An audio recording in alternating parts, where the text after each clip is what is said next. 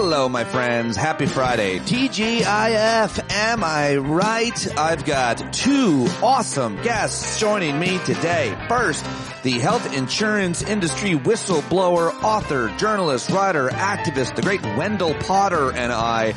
We went live yesterday on YouTube, and I've got that conversation for you right here. He is so good, so thoughtful, so smart, and I think you'll love it. Then, starting in about 31 minutes, I've got one of our all-time favorites, or certainly becoming one. It's the great David Rothkopf joining me again. He has become a listener favorite here, and I love talking to him. I love reading him over at his Substack, davidrothkopf.substack.com, and I think this is just another great one, rounding out the year. It is that time of year when everybody talks about the year. You're getting your year wrap from Spotify, or the best of from every single media outlet, or even the local insurance agent. I don't know. Everybody seems to be recapping the year, but I'm not. I don't have the resources. And I never really like to do that. I don't know. Look back in the past, much less into the future, which is even, well, completely uncertain. So I'm just going to stay right here. How about that? That's my comfort zone is right here, smack in the middle of December, just before Christmas, if you're listening when or around when I drop this conversation. So here I am, and I don't have a news rundown for you or the good stuff, which is my thoughtful, hopeful, inspiring opening segment that I've been doing here for, well, since the election. I think I'm starting to slack off a little bit here at the end of the year. I think I'll say that because I haven't done the news the last couple of days, and maybe it's partly because I just can't deal with it at the moment, and maybe it's because I've been super busy and it's very laborious. But I'm skipping it again today, getting back to it on Monday. I've been working on a couple of other things that I have been not wanting to announce until they're ready. I tend to be a little bit impatient. So I'm going to keep working on those throughout the holiday, and then hopefully I will have a bunch of new stuff for you to be able to participate in, listen to, watch, be a part of coming up at the beginning of the year. I guess that's probably all I want to say at the moment. Don't mean to be mysterious or cryptic. It's not like me, but I just don't know what's going to happen with these efforts. So you will see one way or another. But my conversations with David Rothkopf and Wendell Potter are what I have for you here on a Friday. Thank you to everybody who joined me at last night's hangout. We had an awesome time. I think there was like 60 people. We're not slowing down with those. I will see you again on Monday for our Monday night hangout. Probably be the only one we do next week because it is Christmas week. So good luck this weekend getting your Christmas shopping done if that's something that you're doing. Good luck with all of the energy and moods around this time of year. It can make you feel all of the feelings. Just be conscious of them. That's what I've been doing, and it's been hugely, hugely advantageous for me just to know, I'm feeling a little bit lonely, or I'm feeling a little bit bad for myself, or I'm feeling really good, or, I haven't been doing all the things that I need to be doing to be cognizant of the way I'm feeling. So try to do all those things because you don't want this time of year to get to you. You don't have to let it. That's what I say to myself. All right, that's my advice for you here on the weekend, and I hope that you enjoy both of these conversations with these guys. As always, let me know who you want to hear, especially in the next couple of weeks. I'm not sure that I'll be taking too much time off. I usually work during Taint Week, that time between Christmas and New Year's. People are looking that time of year for things to listen to because you end up being in the car a lot, apparently. That was the thought I was always told at SiriusXM. So let me know who you want to hear over the next couple of weeks, and maybe I'll take some time off. Maybe I won't. You guys have always been so supportive regardless, and certainly I haven't in a while. But we'll see. I love these conversations. They keep me going, and I know a lot of you really appreciate them and say they keep you going as well. So let's get to it right now, starting with Wendell Potter. This guy is so great. He's now written or contributed, I believe, to 3 books: Deadly Spin, Nation on the Take, and Obamacare. What's in it for me? What everybody needs to know about the Affordable Care Act. He wrote back in 2013.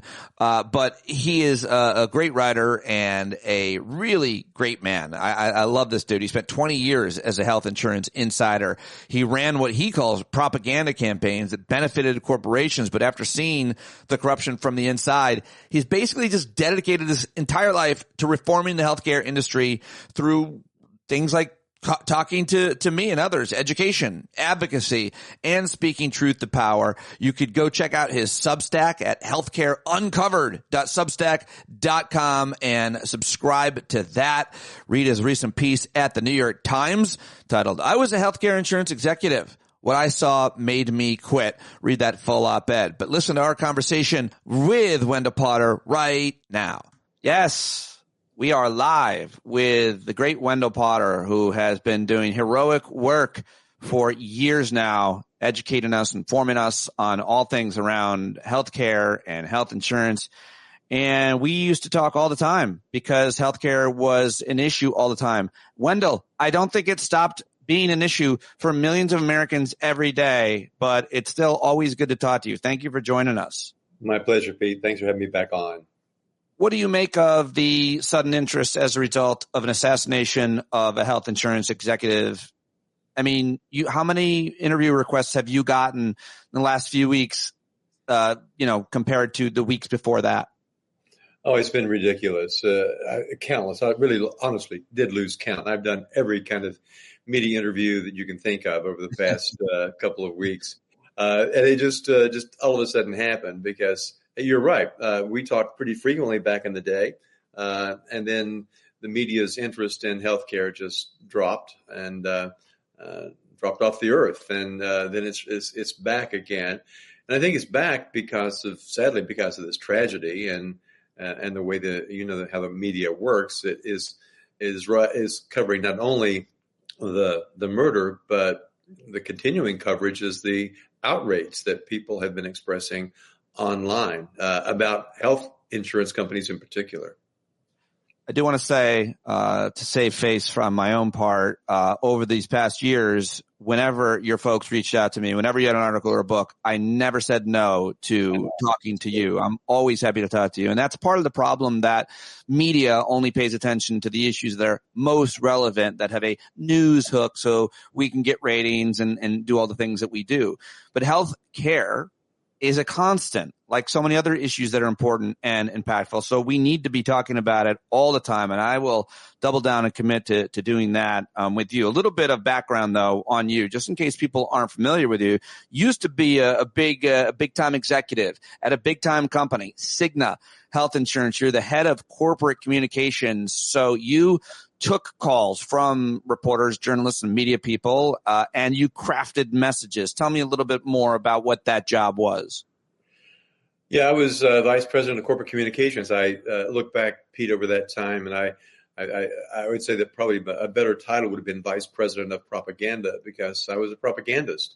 I had been a journalist in my first career, and I always tried to be honest and straightforward, never to leave anything out, never to obscure important facts. But that's what I was being paid so well to do, much better than when I was a reporter, when I became a VP at a big insurance company. What I did, I handled financial communications, and that's among the many things that I did.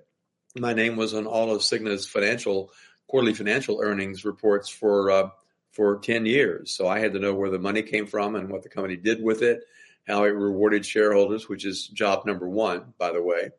I also my team and I we wrote talking points for our lobbyists. I spent quite a bit of time in Washington. I worked with our trade associations to help craft PR and government relations strategies to try to kill any kind of reform ideas we didn't like. We had a pretty good track record. We beat most of those reforms back, including starting with the Clinton years. I'm that old and I go back that far.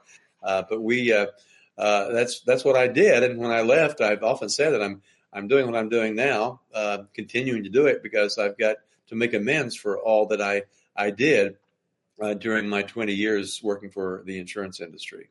I saw too much. Yeah, you certainly did. And that's why it's so important that we hear from someone like you all the time about this. You understand really intimately the way money works in politics, the way lobbyists work, and the necessity for some kind of campaigns finance reform, which I don't think we're going to see. Obviously, that's changed a bit, the way that it works over years since you were there. But you've worked hard to continue to cover this issue and continue to call for reform on campaign finance. When it comes to healthcare, health insurance, give us an example of how it works, because I think it's too simple and almost too cynical. I try not to be too cynical, thinking about the role that money plays, especially because Democrats would love that reform. We'd love to get money out of politics. And overall, Republicans and Democrats would like to stop having to make phone calls to try to raise money for their next campaign. They, generally speaking, don't love to take that money or to raise that money. Some of them might, but they'd love to have a standard, a public finance, if you will. We don't have that. How does it work? Whether it's Republicans, whether it's Democrats, to get them to vote to institute something or, get rid of, deregulate? I talk about this a lot, and I know that I was on your show when my second book came out, Nation on the Take, How Big Money Corrupts Our Democracy and What We Can Do About It. It is the biggest stumbling block to getting any kind of reform done, whether you're talking about healthcare or tech or the environment, whatever it is. It's all what is standing in the way of progress is money and politics. We need to have reforms. I think that one of the worst things and one of the worst decisions ever to come out of the Supreme Court was the Citizens United decision around 2010, which essentially opened the floodgates of corporate money into our political system. At least there were some constraints before that. And what we have seen since then, companies like the ones that I work for have spent so lavishly on campaign contributions, on lobbying expenses, on, again, propaganda campaigns to influence elections and public policy. A lot of it is reported as campaign contributions, but a vast amount of it is in dark money that goes unreported. That these companies can spend. And as a consequence, they're able to block important reforms and cause gridlock in Congress. It's one of the reasons why we have such a problem. And I think it is why we have a political system that has devolved to what it is now. I feel like the triumph of healthcare reform, which was the Affordable Care Act, doesn't get enough credit and also doesn't get enough blame for what it didn't do. You basically wrote a book about this. Again, I try not to be cynical because I really do adhere, especially when it comes to government and politics, to the idea that we can't let the perfect be the enemy of the good, especially in an atmosphere and a culture where we demand purity from our politicians. If we want to make things a little bit better, and in the case of healthcare, it'll save lives or prevent people from going bankrupt, or at least make their lives more comfortable if they can afford the drugs or treatment that they so badly need. And the Affordable Care Act created access for a whole group of people that didn't have it before. It made insurance companies have to spend a lot more of a percentage on the actual premiums on care versus advertisements or salaries, et cetera. It did so much more than that. You know what it did, and you know what it didn't do. But I still look at that as a huge triumph because of how close we got to not even getting that. Wendell, I mean, when I think about Senator Joe Lieberman, who works for the insurance state where so many of those companies I think are located in Connecticut, right? And the central role he played in killing the public option, which would have been a game changer, given access to consumers to a public like Medicare for all almost, but a different insurer that would compete with all the privates. Tell me your thoughts, your postmortem. This much time has passed. What is it? 14 years since Obamacare passed? Yeah, a little over 14 years. It'll be the 50th anniversary next year. Yeah. Give me your thoughts on anything you want on what's changed. First of all, how was it a triumph, the Affordable Care Act, passing it, getting it through Congress, much less getting it past all the big safeguards and tyrants that are in the health insurance and healthcare industry? It was a great triumph, President Biden famously said it was a big fucking deal, and he was right. But it fell far short as well too. But back to it being a triumph, it took the stars to align to get that across the finish line. As you know, it fell far short of delivering what we needed. But we had a huge problem of a growing number of people who didn't have health insurance. And a big reason for that was because insurance companies at that time were refusing to sell coverage to people because they'd been sick in the past because of a pre-existing condition, or they dropped them from coverage when they did get sick. So these companies were operating with impunity back then, as they are now, in different ways. But at least the Affordable Care Act changed that. These companies can no longer blackball you because you've been sick. They can't charge you more for a policy because you have a pre-existing condition. And so it's brought a lot more people into coverage. But as you also said, it does not include the public option because the insurance industry knew if they had one vote that voted with the Democrats to vote against it or to oppose that, they could get rid of it. And that's exactly what they did. Again, it's money in politics. They went to Lieberman and got him to say that he would not support the full bill if the public option provision stayed in there. And it was hugely disappointed. I spent so much time in Washington talking up the idea of the public option because it would be, as you described, kind of like a Medicare program for the rest of us that would have been an option for us. It wouldn't have been the only option, but it would have been something we could have chosen. But the insurance industry saw that as a huge threat, and they pulled out all the stops to kill it because the Democrats needed to have 60 votes to get it across the finish line in the Senate. That's such a really massive point, the Senate filibuster, and the fact that they needed 60 votes was such a high hurdle. And I don't know how many ways we can say it to make it seem as impactful and important as it is. But the fact that was necessary on this or any issue is such an important point. I didn't mean to interrupt you about that. More on the Affordable Care Act and what's happening. But I'm glad you did because it's notable. The stars had to align that way. We had to have 50 votes for it, and they were all Democrats with a few independents. And at that time, Lieberman was an independent who caucused with the Democrats.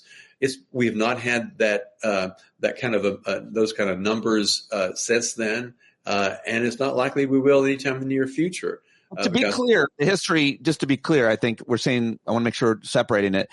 You needed 60 votes to get that public option. Yes. The Affordable Care Act itself was passed using reconciliation, right?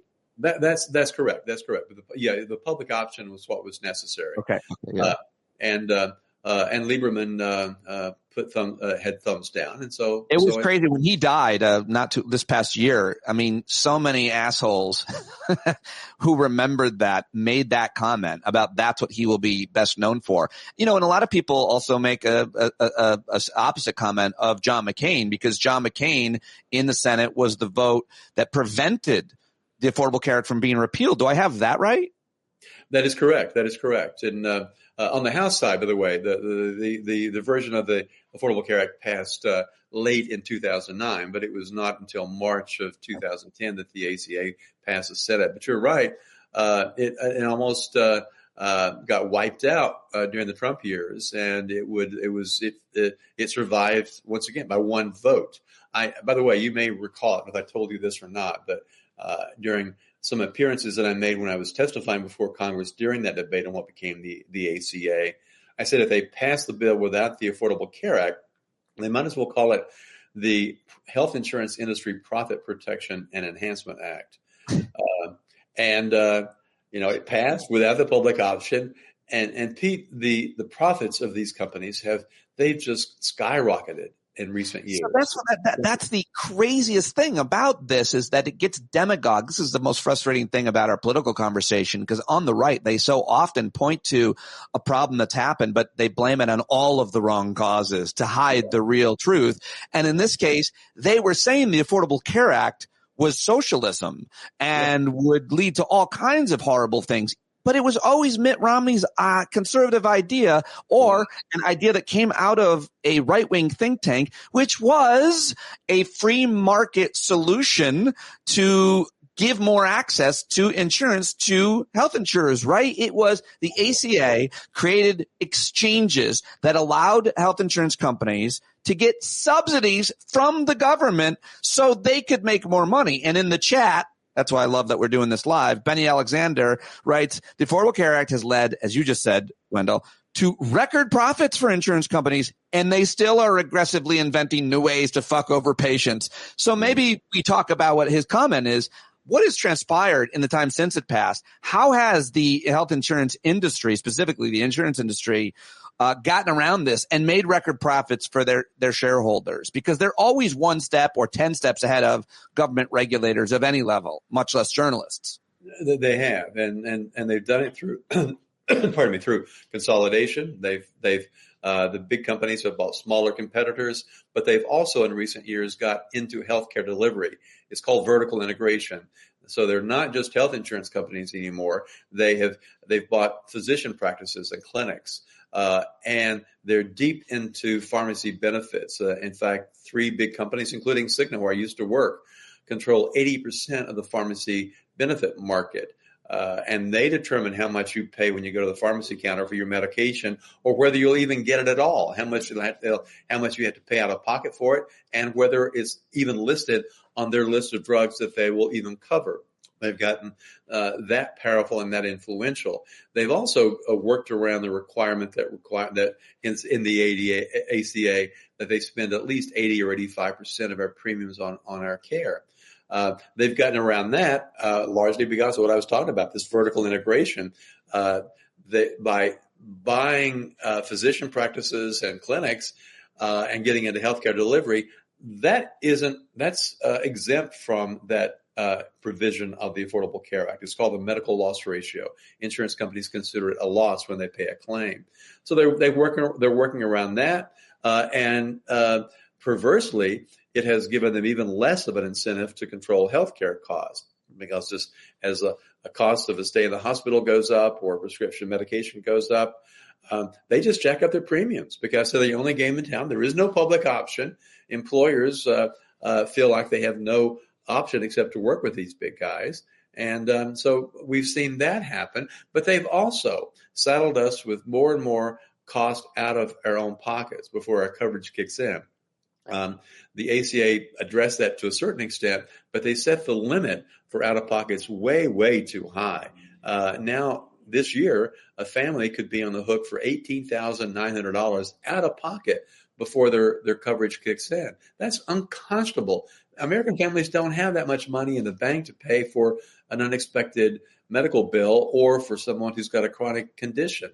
And they have put barriers in place that make it more difficult for us to even get approval for the care that we need. It's something called prior authorization.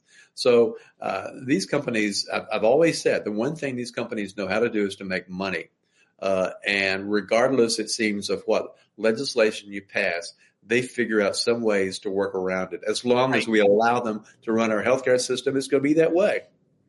It's really hard to stay ahead of them, to be fair, but not as hard as it might be for any number of other industries, like tech industries and so on, that are really hard to understand. This stuff is not that hard to understand if you're a health insurance, healthcare expert, or much less a doctor who has to run an office and have to deal with all of this paperwork all the time.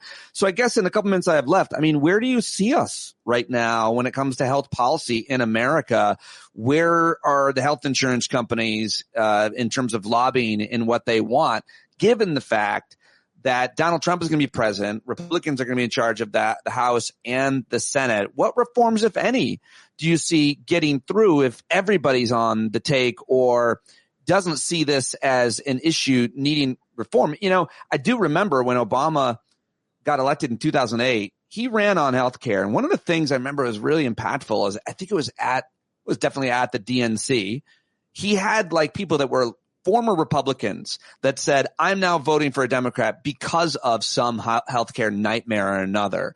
And so it's not like Republican Americans, conservative Americans don't have the exact same nightmare that we do. And I can make the case that conservatives should be a lot more concerned about this. If you have that entrepreneurial spirit and you want to go out on your own, good luck affording health insurance for you, much less an employee. So what do you see happening with Trump and these Supreme Court decisions that are going to allow so many kind of other things to happen and in industries to not be regulated, perhaps as a result of the Chevron decision or as a result of RFK being the head of HHS? I mean, what do you see happening, changing, if anything? Well, it's possible that there could be actually some meaningful reforms during the Trump years. We'll see. What? Great. It's possible. Great. What we're seeing right now, Republicans, a lot of them are really upset with insurance companies because of these pharmacy benefit managers I mentioned. A lot of them are pharmacists and doctors. They hate these companies now with a passion. So you've got that dynamic. I know that because I've actually met with some of them in recent weeks. You're talking about Republican congressmen specifically. I know one of which was a pharmacist. You're talking about actual voting members of the Republican caucus in the House that want reform specifically here. Is that what you're saying? That's exactly right. In fact, some very important reforms are in this so-called continuing resolution that Elon Musk and now Trump are saying they don't like, that was voted on so that by tomorrow or the government's going to shut down, is ready to go. And if it doesn't happen now, I think it will happen next year. And I think there's something in that funding bill that would affect pharmaceutical benefits? Absolutely. It would, wow. It would give us a lot of relief because it would change the way these companies do business in a very meaningful way. So we'll see if that stays in this final bill that ultimately is passed, if it ever is. But if it's not passed, it'll be an issue once again up for debate next year. It has broad bipartisan support, as does a lot of support for this other barrier I mentioned, prior authorization. These members of Congress are hearing from their constituents in ways that they haven't before. People are mad. They really are mad. And I think constituents will have some sway with these members of Congress, maybe some next year. We'll see. Do I have this right? Before I let you go, fact check something for me. During the Affordable Care Act fight, one of the things that became a real talking point for Republicans was that they wanted to make sure that in the bill there was a law that prevented undocumented people from buying health insurance policies. Yeah. Do you remember that? Oh, I do. It was it became a part of the bill, and as a consequence, if you are undocumented to this day, you cannot buy health insurance. Because I want to make the case that I hate. I'm an American who hates undocumented people. I hate illegal immigration. I don't want any more of those people here. But I do want them to be able to, if they are here, I want them to be able to buy stuff. I want them to come to my restaurant and get takeout. They're more likely delivering it, and I'm not paying them a fair wage, much less insurance. I want them to come to my store and buy whatever I'm selling. I want these undocumented people to buy things with their hard-earned money that they're making here in America that I'm selling. And as a health insurance company, I definitely want them to buy my policies. So the health insurance companies want them to buy, especially if they're healthy, young people. And as a conservative who's against these people, I don't want to pay for their health care in the emergency room. It's going to fall on me if they don't have health insurance. Wouldn't it be in the anti-immigrant conservative Americans' interest and the insurance company's interest to allow, in fact, support and promote undocumented people or anybody to buy a health insurance policy? It's just an insurance policy so that I don't have to pay for them. You're so right. It was such an ill-informed provision that the Democrats felt they had to go along with. But you were exactly right. These people are in the country. They do get sick. They do use healthcare services. Many times they can't pay for it. So the rest of us pick up the tab. There's no such thing really as free health care. They may not be able to pay their bill, but hospitals and physician practices, they increase their prices to compensate for what is referred to as uncompensated care. And that's where that falls. Somebody has to pay for it, and the people who are paying for it are us, whether we're Democrats or Republicans. It makes no sense. It was really misguided. Really appreciate talking to you today, catching up with you. And let's try to make it a regular deal. I will commit to doing a health care segment at least once a month with you or anybody you suggest. I've got a whole bunch of guests that join me all the time, obviously. Such an important issue, and I always want to cover it and talk about it and learn about it. We are so uniquely American on this issue. And just on that, last word, difference between our system and any that you want to pick in the rest of the world. What would you say? We're so different from any others. The Commonwealth Fund does a study every year about health systems abroad. We spend twice as much on average as any other country on the planet, but our outcomes are far worse. We can learn from these other companies, other countries.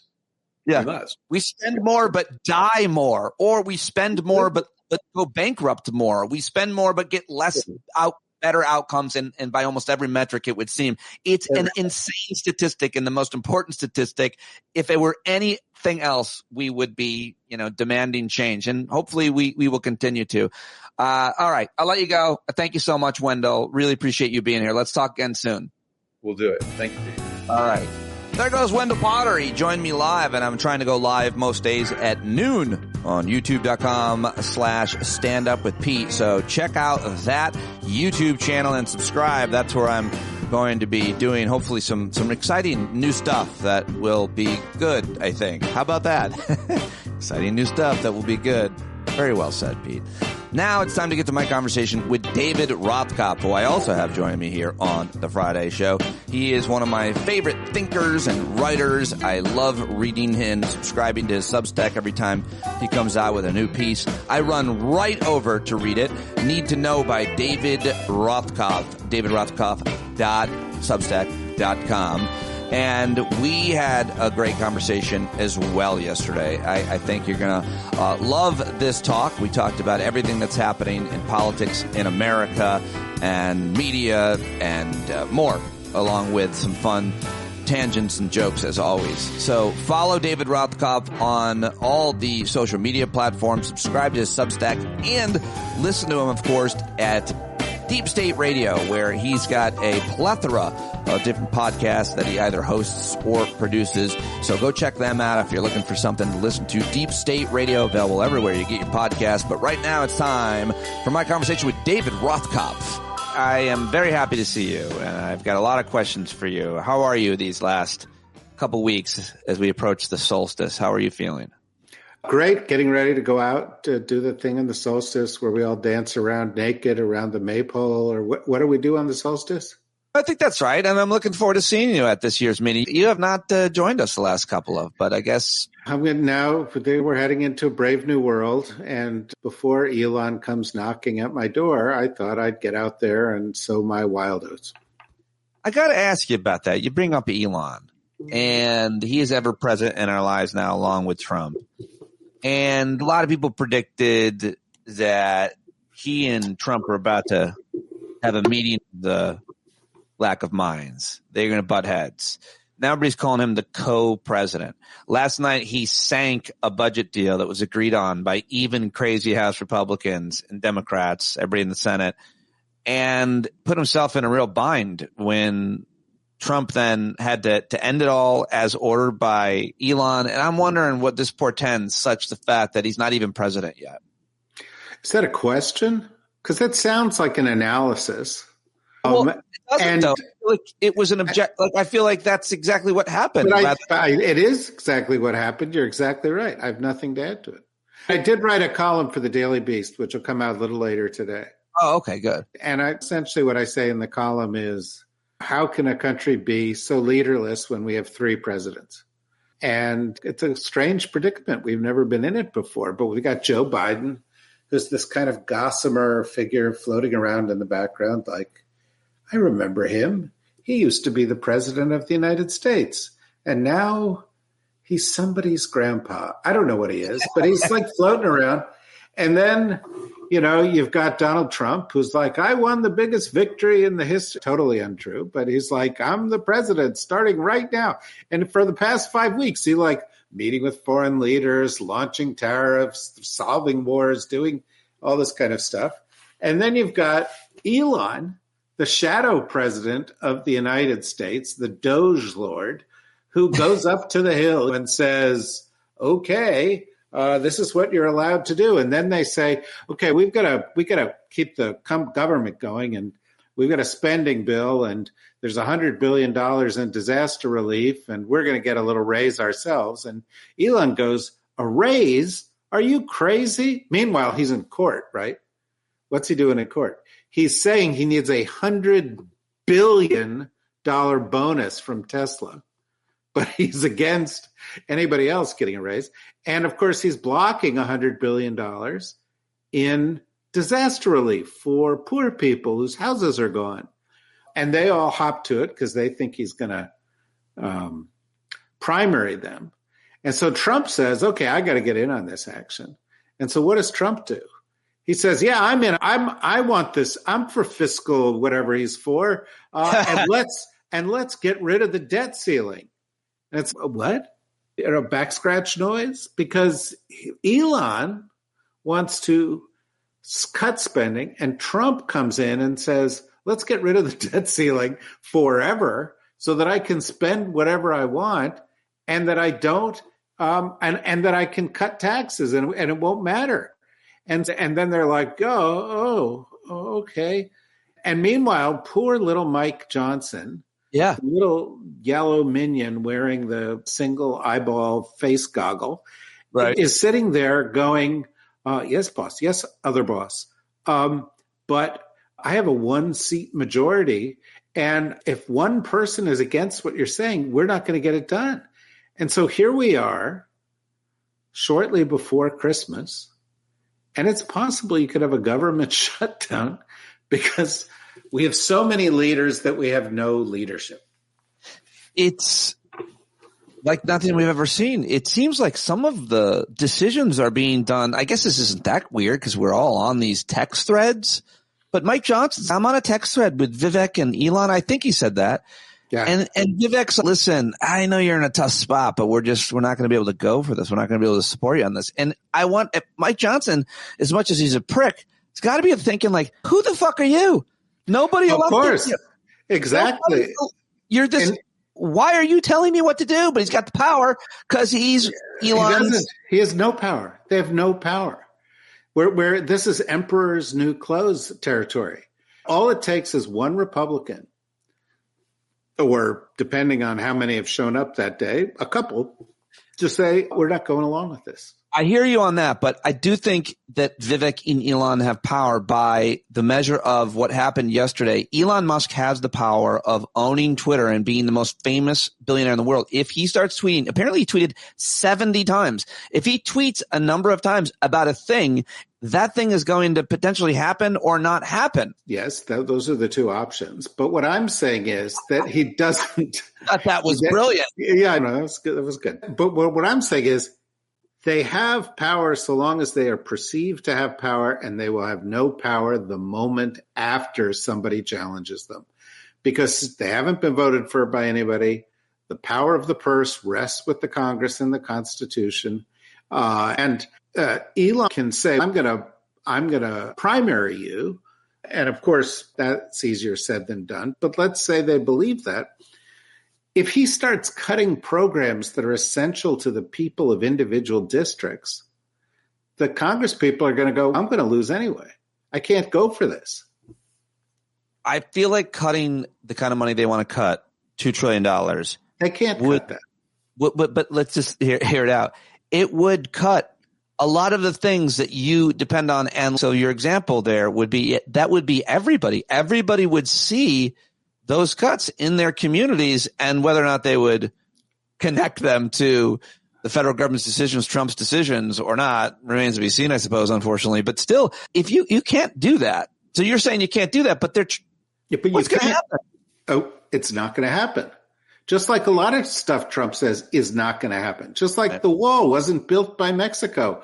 Just like Trump didn't actually get anything done the last time because the stuff he wanted was illegal or couldn't be done or whatever. So let me give you just a couple of little statistics to help color this in, all right? The federal budget is just over $6 trillion, right? To cut $2 trillion out of it, which Elon wants to do, would require you go to the discretionary part of the budget. How much do you have to play around with there? Less than $2 trillion. So that means you have to cut the defense budget or you have to cut Social Security and Medicare.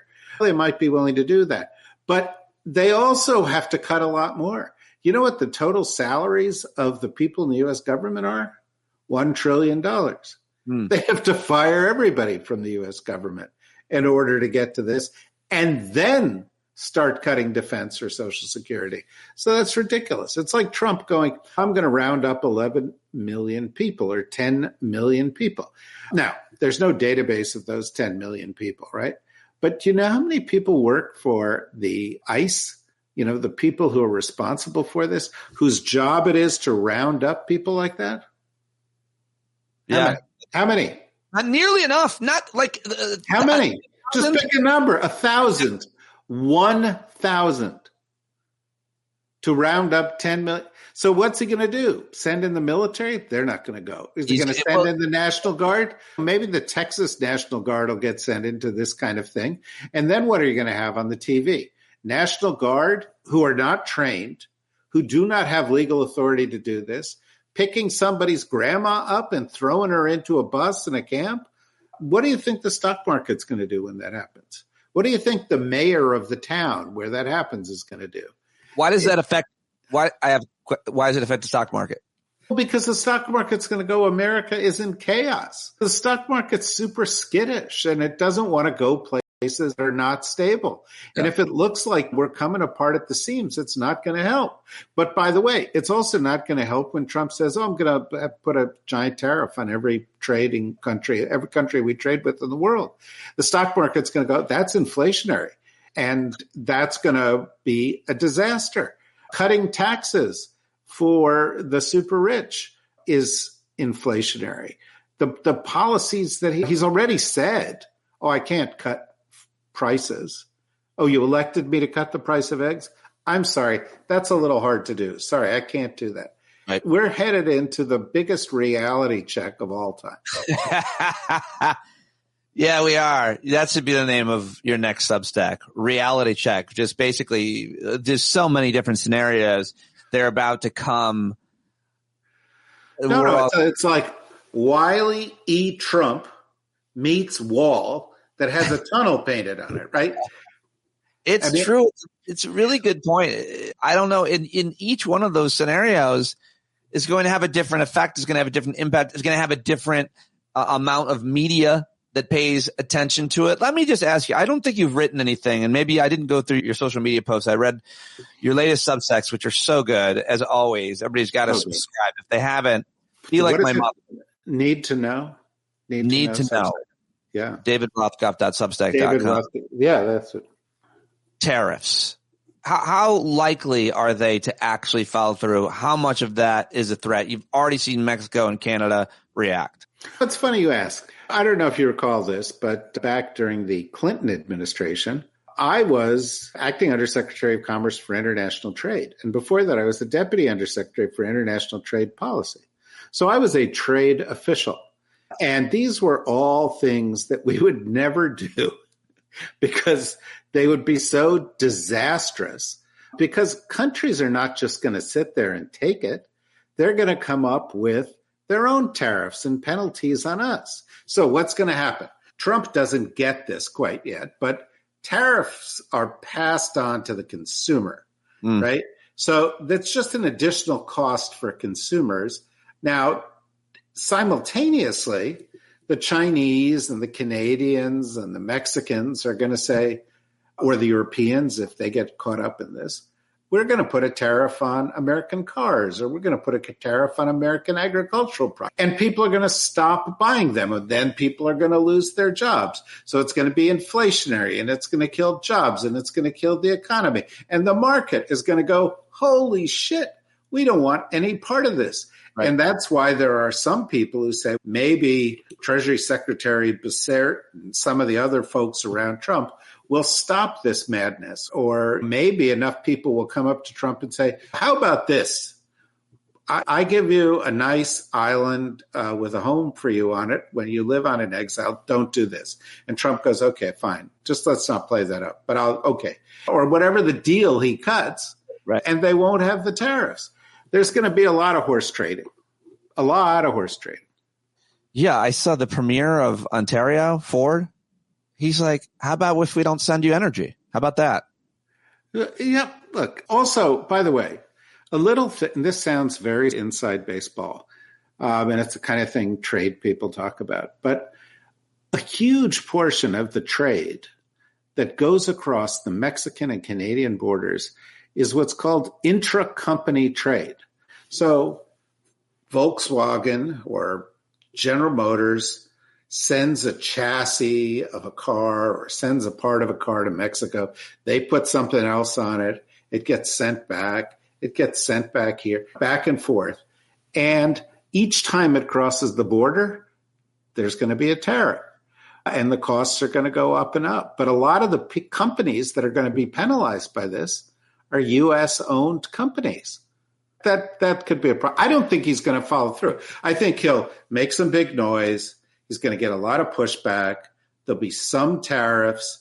We know what happened the last time when he did this. The farmers went bananas, and he had to back off and come up with some kooky program where he said, farmers, you've lost a lot of money, but we're going to give you some money. Here's some money. And he's going to come up with some kind of craziness like that, but it'll be less. Everything that Trump says is going to happen will be less than. Yes, said that's something that is definitely going to happen because we've seen it so much in the past. I wanted to ask you about the settlement between ABC News and Donald Trump over Stephanopoulos' comments around rape and what this means for the rest of corporate media or anybody that has any pockets that could be sued or people that could be hurt in a discovery process when you see George Stephanopoulos' emails about Trump during that process, and that hurts the bottom line. Or maybe ABC, owned by Disney, wants deals with the federal government or doesn't want to be punished. Who knows? But they settled with Trump, gave him a win, and I wonder what that means for the rest of the corporate media. And what does it mean for deep state? What does it mean for stand up? What does it mean for us small fries that are independent? That's a lot of questions. But let me break it down. First of all, I just think on top line, what ABC did was pathetic and dangerous. And I'm more concerned about the dangerous part than the pathetic part, because essentially what they did was they sent a message to Trump. Your intimidation works. We will back off. We will pay you. We will reward you. Now, I understand why corporate execs do this. They're legally bound to serve their shareholders. They go, they serve their shareholders, and I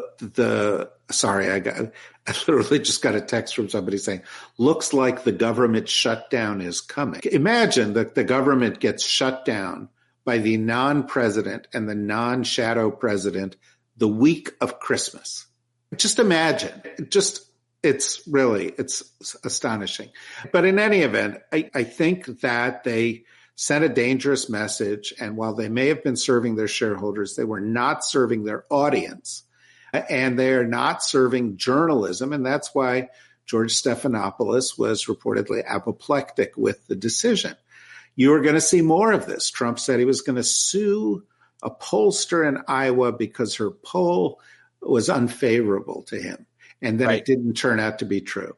So we're going to start suing pollsters who are wrong. That'll end that business right there.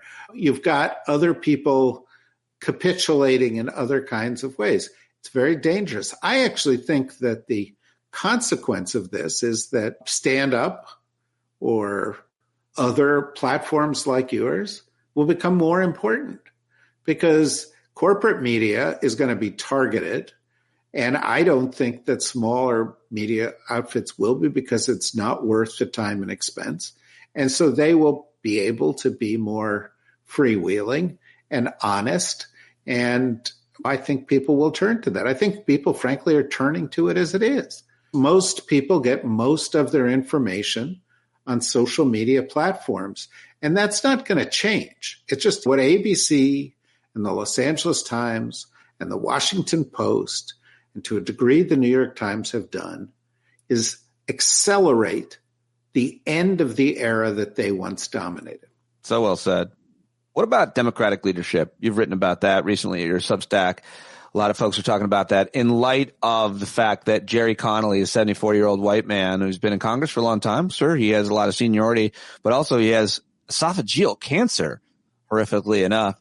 He beats AOC, the superstar who has been extremely effective and likable, and people talk about her as being the future leader of the Democratic Party, maybe the nominee at some point soon. What did that mean? And what about the rest of the Democratic Party? Where is everybody? You wrote a great piece of where's Joe? Where's Kamala? What's happening? I think that's the problem at the moment. Joe Biden has faded off into retirement. Kamala Harris did a great campaign, but she lost. And so she's got to step away and contemplate what she's going to do next. The people who are going to run in 2028 are already calling people up. I know, because I've been privy to some of the conversations. Oh, are they? The ones that Gavin Newsom and Pete Buttigieg and Gretchen Whitmer and Wes Moore and Josh Shapiro and those kind of people, they're already thinking. And so they're going to hang back. They're not going to get too far in front of things. There'll be a couple of voices out there, but the leadership on the Hill, Chuck Schumer's a good man, but he's not going to be the guy who wrestles Donald Trump to the floor, and he doesn't control the Senate anymore. Hakeem Jeffries someday, I think, can be a very strong leader, but he's getting his sea legs at the moment, which is only natural, and he's got to focus on the inside baseball side of this thing. And then the sort of gerontocracy, like Pelosi, who are the and Schumer guard and the party, a lot of them are protecting their interests a little bit with people like Connolly. Terrible choice. Very short-sighted. Not that he's not qualified. He's qualified. But the party should right now be lifting up next generation leaders, because we are entering a new phase in American politics. The Republican president who's about to take the oath on January 20th is a lame duck. He can't run again. He's 77 years old. He's going to be, but he's not in terribly good shape. He is not going to be the factor next. The Republicans are going to line up, figure out who Elon and all these others want, and they're going to be building the next generation Republican Party. The Democrats have got to be doing the same thing. AOC is a spectacular world-class talent. They ought to be begging her to take a leadership position in the House. Just Jamie Raskin is doing that as well.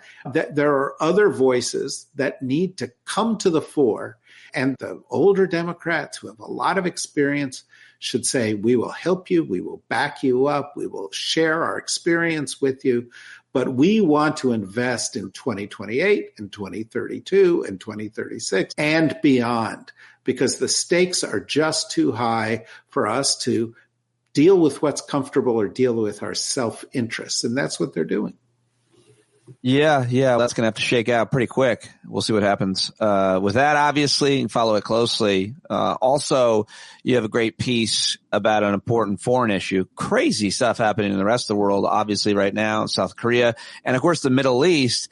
But this piece is titled Why Syria Matters to You. The ramifications of the stunning changes in Syria are enormous and global. You write, it's been a wild few days in the world. Some thoughts. The fall of Assad regime in Syria is a deeply significant event. We can say that without knowing for sure where it will lead because of what it ends and what it changes, not only about the Middle East, but about geopolitics globally, I think. And then you go on and talk a lot about Russia and the importance of what their interests were and what they seem to have lost in all of this as well. Crazy. Why does Syria matter to us? I think it matters to us for several reasons, but the most important is that it's very strategic in the Middle East. And you can tell how strategic it is because when Assad fell, it was a blow to Iran. It was a blow to Russia. Turkey stepped in. Turkey wants to control parts of Syria and also wants to make sure that the Kurds do not break off in Syria and in Turkey into an independent state. The Israelis stepped in, have seized some land as a, quote, buffer zone. And the Jordanians are super concerned. They share a long border with Syria. It plays into the hands. It went from a state that was very sympathetic to the Shiite regime in Tehran to one that has now got a government that says it is going to be more tolerant, but is more sympathetic to the Sunni Arabs who control the majority of the Middle East. You've got people from every corner of the world. The Chinese are watching it closely. The Europeans are watching it closely, all hoping that we end the dark days of the Assad period, but that we go to something that does not see a kind of a reoccurrence of ISIS or terrorism or extremism, and that is a stabilizing factor. I think the big loser at the moment is Iran because it's lost Hamas, lost Hezbollah, lost the Assad regime. But Putin has been a big loser too. He had his Speaking of Big Loser, he demonstrated that during his lengthy annual press conference that he did on Thursday. And it's always something to behold because of the audacity of his lies. But there was a kind of poignant moment when somebody asked about Russia's population crisis. And Putin said, yeah, we getting territory, places like Ukraine, that's good for us. But what we need is girls. Russia needs girls so that they can have more babies. He said that? They have a girl deficit. He came out and he said it. Wow. Yeah. Okay. Wow. You gotta keep up with these things, Pete. Yeah, I missed his latest press conference. You wrote a piece. Yeah. So I love this piece that you wrote titled, "Are We Up to the Moment We Are About to Face?" Our parents and grandparents say, yes, we are. And you trace back your lineage, your father and your grandfather, and it is heartbreaking, but also inspiring and very well written as always, if I must say. But the least important thing, but I guess the theme that connects it all together, is apparently you watch a movie every day. It opens with pretty much every day for my adult life, I've watched at least one movie. On good days, I've watched more than that. It's an addiction. I've never smoked. I've not done drugs. I don't drink, but I love movies. All movies. Very old ones, new ones. I watch bad ones, but naturally, I prefer good ones. I had to read that a couple times, and I just think it's the weirdest fucking thing in the world. And I don't get it. I don't get how you have the time or interest. And how could there be a decent movie? Do you plan it out? I would love to spend the next 3 hours talking about this addiction. And also, I'd love to teach you to drink or do some drugs. For God's sake, you're just sitting there in some kind of a room. What movie did you watch today? I haven't watched one yet. But I tend to in the evening when I'm trying to decompress, and I watch a lot of Turner Classic Movies. I watch a lot of old movies there, and I watch movies, and I'm addicted to them. This weekend I was sitting there, and I think Mission Impossible 1, 2, and 3 were on, and I was like, oh, okay, I could settle in and watch these. But it's not just junk like that. I love movies. I've always loved movies, and my disbelief is easily suspended, so I get into the stories. I think the last one, my wife and I sat downstairs in the room in which we watch these things most often, and we watched the Maria Callas movie with Angelina Jolie, because my wife is an opera singer, and we sat there and we really enjoyed doing that. She doesn't like movies as much as I do. She likes to see people murdered on television shows. And I think, by the way, a lot of the best storytelling is now multi-part series on streaming services. And give an example of what you think that's good. At the moment, a good show right at the moment is The Agency, which is on Paramount Plus, which is the U.S. version, the American version of one of the best television shows ever in history, Bureau of Legends, the French show about spies. And The Agency stars Michael Fassbender and Jeffrey Wright and Richard Gere. And it's about the Americanization of that, about American spies. But it's extremely good, done to a very high level. Is there any accuracy to it? You must know spies and yeah. And Bureau of Legends, the French one, really captured how they work and operate. And it was great. But I love some of these things that suspend disbelief. And The Americans was a very good series. I remember, I thought that one was very entertaining. And I love that you do this. I could make fun of you for it, but I think it's great as a way to unwind and to do it at night and to not have some other unhealthy habit like many of the rest of us do. But you wrote this, you told us this because you were watching a movie about the end of World War II, and you write, I've watched a lot of such films. My dad, after escaping the Nazis, fought in World War II. The Blue Devils, 88th Infantry Division. He was an artillery officer. I often thought of all he went through in life before he turned 21. It was so alien from my comfortable existence growing up in a New Jersey suburb in which the greatest challenges I faced were the large number of girls who were washing their hair on Saturday nights and persuading my parents to lend me their Ford Pinto, which, truth be told, I later totaled. Still have a scar on the bridge of my nose from where my head hit and bent the steering wheel. I love reading your stuff, man. I really look forward to when a new post comes out because of things like that. And I like learning about you. I really do. And I'm sorry about that accident and that about the girls and what they did. I could relate to that, but yeah, damn them. That's absolutely. We were such incels. We were early incels. I wasn't quite as bad as you probably were. Yeah. But I grew up in the suburbs, and it was a Summit, New Jersey. It's a very comfortable place. And I was not dealing with big issues. And I would think when my father was 13 years old, there was Kristallnacht, and they burnt down all the synagogues, and his synagogue got burnt down. So he was brought up in poor Vienna, Austria. In Vienna, Austria. And he then escaped, and all of my relatives, his relatives, were killed. And then he came here, and 4 years later, he was in the U.S. Army as an officer, and he went back and he fought in the war. And that was all the time. He was 19 when he did that, or 18. And then by the time he was 21, he was going through concentration camps looking for records of his relatives. And I was like, oh, my skin clear up. How am I going to relate to this? And one of the ways you do it is you get into the mindset, reading a book or watching a movie. And I try to do that. But the broader point is this. Here is a generation, my father's generation, that went through nightmarish things. And that's not to mention the depression or some of the other challenges that they faced in day-to-day life, and triumphed and succeeded in the face of this and built lives and moved on and created families and survived.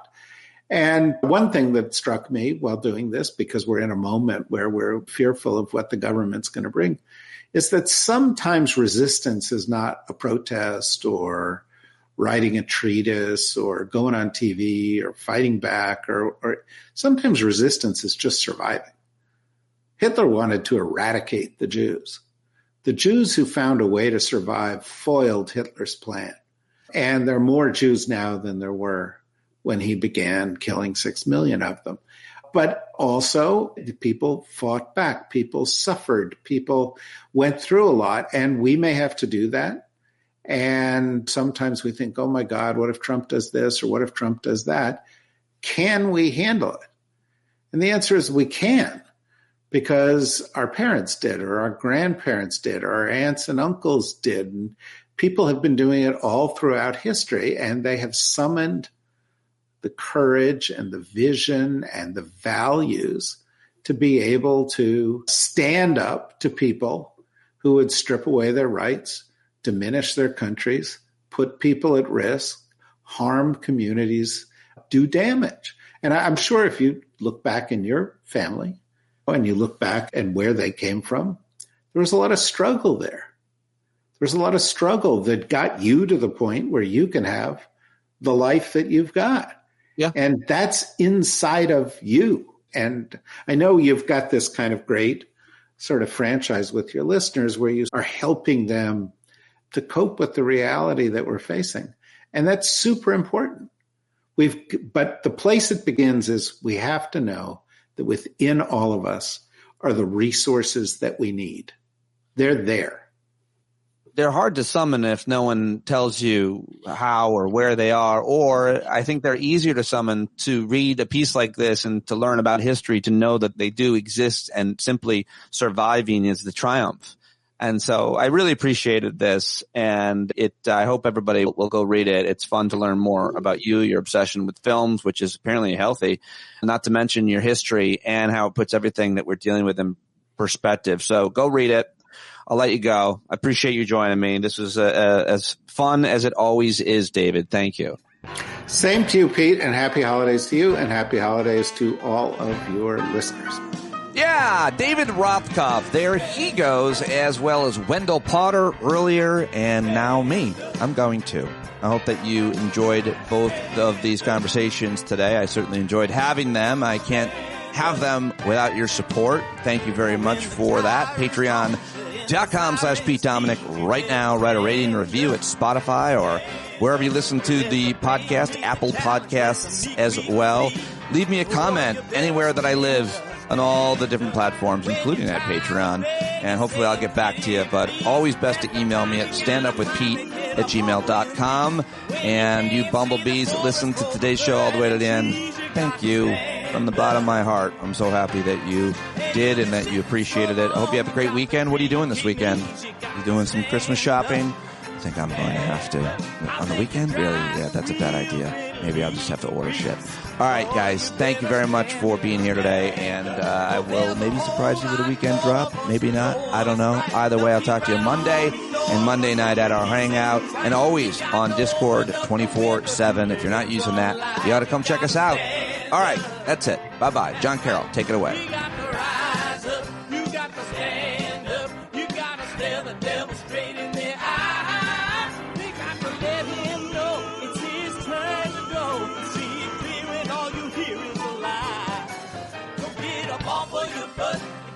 Off of your